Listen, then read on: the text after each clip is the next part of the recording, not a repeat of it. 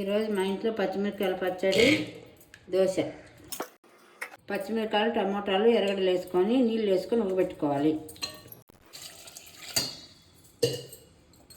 ఈ బాగా ఉడికినంత వరకు మూత వేసుకొని ఉడకబెట్టుకోవాలి. ఇప్పుడు పచ్చిమిరపకాయలు, ఎర్రగడ్డలు, టమోటాలు ఉడికిపోయినాయి. రోట్లో వేసి ఉబ్బుకుందాం.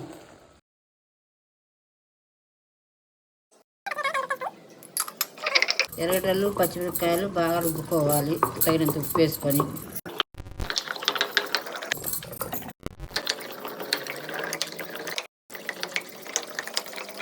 ఎర్రగడ్డలు, పచ్చిమిరపకాయలు బాగా రుబ్బుకున్నాక టమాటా వేసుకొని రుబ్బుకోవాలి.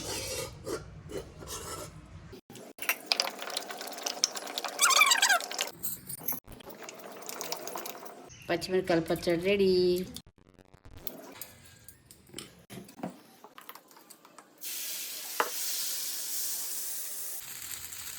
కొంచెం నెయ్యి వేసుకోవాలి.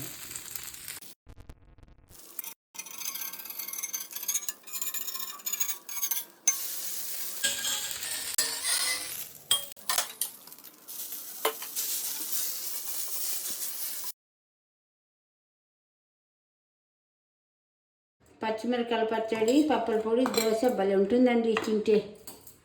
మీకు నచ్చినట్టయితే సబ్స్క్రైబ్ చేయండి, లైక్ చేయండి, కామెంట్ చేయండి.